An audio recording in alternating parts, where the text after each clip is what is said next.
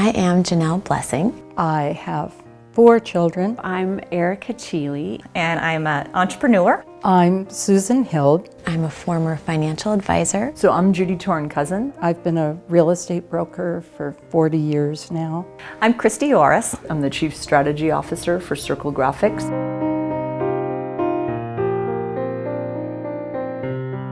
I come from a small farm in Mississippi. I was born in a house with no running water and no electricity. I had a very normal school where the girls went to home ec and the boys got to take mechanical drawing.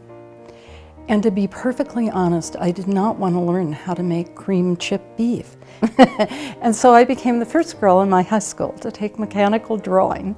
My mom wanted me to stay home, raise kids, and couldn't understand why I wanted to go off and run companies. And The body image as a teenager, and you think, okay, so I have to look like that in order to be appreciated or to be loved.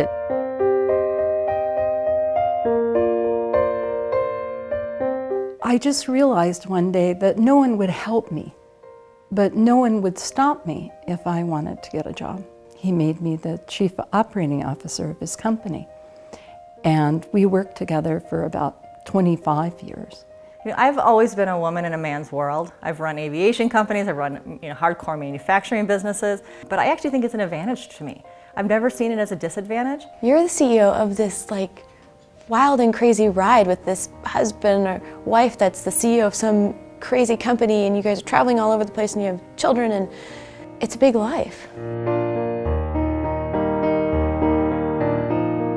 You know, we're working on that at Microsoft to try to work with other young girls in high school ages to say you can do and you can work for a technology company and you don't have to be a computer programmer. On mentoring younger women, we've put on conferences where I brought together other women leaders and really share our stories. So for example, yesterday I wrote to a potential leads student who is in Hawaii, encouraging her to join the MBA program, and we're going to meet for a coffee when she comes to town.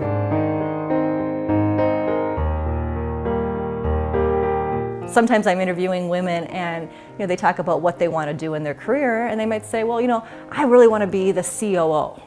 I said, well, why don't you want to be the CEO?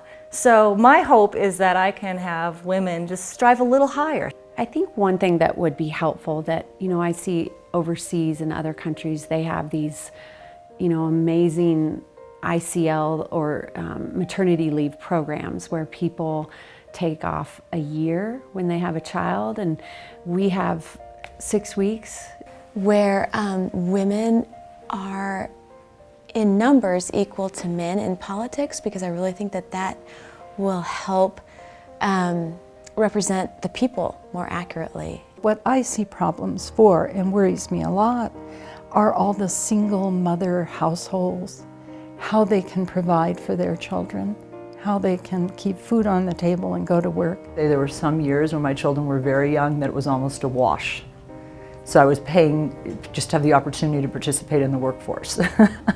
We have to do something around providing a more stable and affordable level of childcare, not only to assist the mothers that are trying to raise these families, but also to ensure that these children are getting the right start.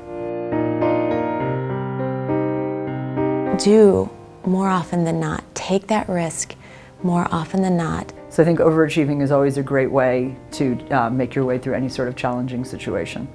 And I think as women, we just have to be careful not to put ourselves in a bracket so we isolate ourselves from each other and don't support each other. So I feel like women can be very supportive to say, here's what I've done, or even just to commiserate with somebody else on this is brutal, it's so hard. Just focus on us. What can we do to get to the next level?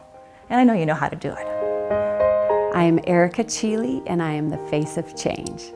I'm Janelle Blessing, and I'm the face of change. I'm Christy Orris, and I am the face of change. I'm Judy Torn-Cousin, and I am the face of change. I'm Susan Hild, and I am the face of change.